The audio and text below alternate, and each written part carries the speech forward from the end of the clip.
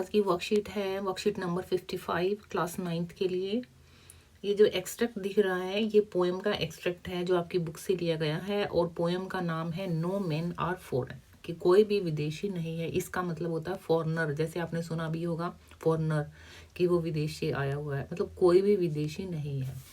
Actual में इसका theme main ये है कि सभी आपस में भाई भाई हैं, किसी को भी हमें अलग नहीं मानना चाहिए। चलो मेन थीम्स देख लेते हैं। ग्लोबल इक्वलिटी, ग्लोब होता है पूरा, पूरी दुनिया, पूरा वर्ल्ड। इक्वलिटी का मतलब समानता।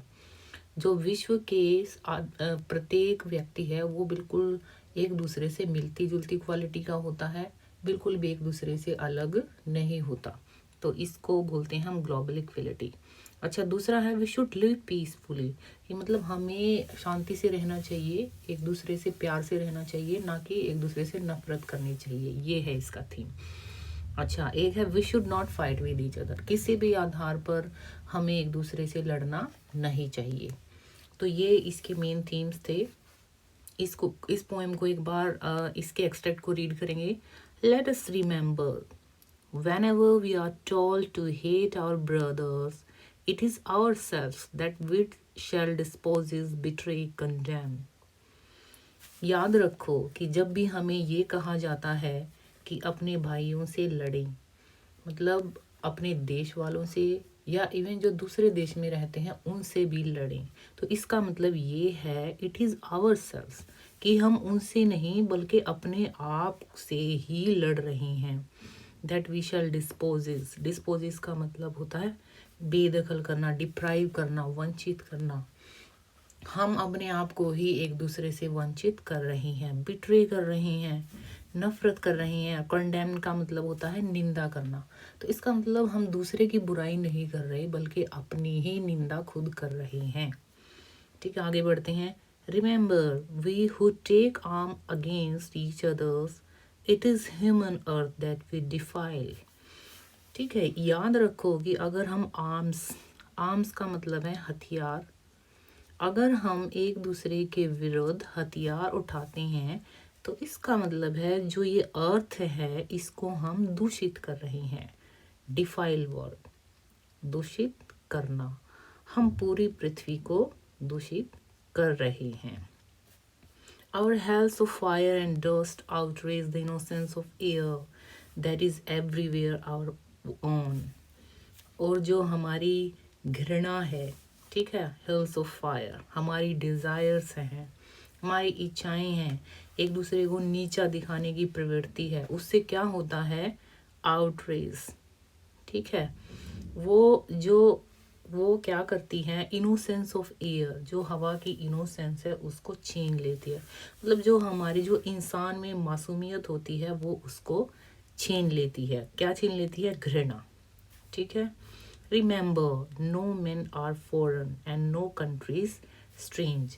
इस चीज़ को याद रखो कि कोई भी आदमी विदेशी नहीं है और सभी, कोई भी कंट्री, कंट्री का मतलब देश, अजनबी नहीं है।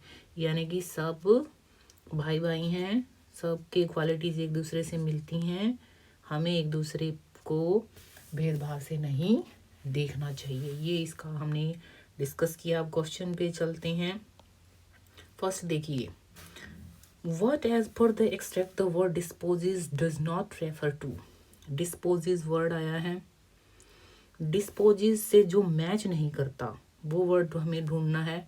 डिस्पोजेस का मतलब होता है बेदखल करना। ठीक है, तो अभी आप पढ़ के देखें। डिप्राइव, डिप्राइव का मतलब होता है वंचित करना, यानी कि इससे मैच होता है। ये स्ट्राइप का मतलब भी होता है वंचित करना, अलग करना। रोब का मतलब भी नेगेटिव सेंस में होता है लूटना। ठीक है, लेकिन गेन, गेन ऐसा वर्ड है जो कि पॉजिटिव सेंस में है, इसका मतलब ये इससे मैच नहीं करता। ये हो गया क्वेश्चन। अगला देखते हैं second. The poet says that by raising arms against each other, एक दूसरे के खिलाफ हथियार उठाकर, वी विल, हम क्या करेंगे, विन द वार, क्या जो है जंग है उसको जीत जाएंगे। फैसिलिटेट आवर सेल्फ, क्या अपनी प्रोग्रेस को कर पाएंगे।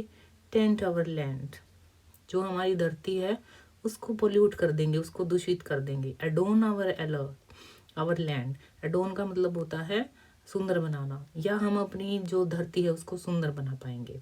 एक दूसरे के अगेंस्ट हथियार उठाकर हम क्या करेंगे, टेंट आवर लैंड, अपनी जो धरती है उसको दूषित कर देंगे। ये आंसर होगा। अभी हमने 2 कर लिए हैं, अभी हम थर्ड पे चलते हैं। The poet doesn't want to spread the message. ठीक है, इस पोएम में जो पोइट है वो कौन सा मैसेज स्प्रेड नहीं करना चाहते। ठीक है, पीस का, शांति का करना चाहते हैं भाई, लव का भी करना चाहते हैं, हिटर्ड। हाँ, नफरत का नहीं करना चाहते, वो नहीं चाहते कि नफरत को वो क्या कहते हैं, मिटाना चाहते हैं। ठीक है, मतलब मैसेज क्या कन्वे कर रहे हैं, मैसेज कन्वे रहे हैं, पीस का कर रहे हैं, लव का कर रहे हैं, और ब्रदरहुड का, आपसी भाईचारे का। तो ये अलग हुआ, तो ये हो गया हमारा आंसर। फोर्थ पे चलिए, what literary devices is used in the above extract. कौन सा लिटरेरी डिवाइस यूज हुआ है, सिमिली, ये अलंकार है। ठीक है, सिमिली होता है उपमा। ठीक है, उपमा आपने हिंदी में पढ़ा होगा। एंजमेंट, ठीक है, एलिट्रेशन को पढ़ते हैं पहले। एलिट्रेशन होता है किसी वर्ड की रेपिटेशन, कोई वर्ड या फर्स्ट लेटर या वो बार बार रिपीट हुए एक ही वर्ड, तो उसको बोलते हैं एलिट्रेशन। राइमिंग स्कीम आपने पहले पढ़ी है, जैसे टोल्ड है, अगर कोई नीचे लाइन में वर्ड आता फोल्ड तो राइमिंग स्कीम हो जाती, लेकिन ये भी नहीं है इस पोएम में। एलिट्रेशन, एलिट्रेशन भी नहीं है। सिमिली उपमा भी नहीं है कोई, मतलब उपमा की मोटी पहचान ये है कि एज वर्ड आ जाता कि उसकी तरह। ठीक है, तो एज वर्ड भी नहीं है, तो ये भी नहीं हुआ। तो इंजैममेंट वर्ड, तो इसका मीनिंग एक बार यहाँ से समझने की कोशिश करो। Incomplete syntax at the end of line, मतलब एक लाइन में मीनिंग कंप्लीट नहीं हुए और मीनिंग के लिए हमें आगे वाली लाइनों पे जाना पड़े। जैसे फर्स्ट लाइन में मीनिंग कंप्लीट नहीं है, ठीक है, मीनिंग यहाँ पे जाके कंप्लीट हुआ, तो लाइन तो 3 आ गई।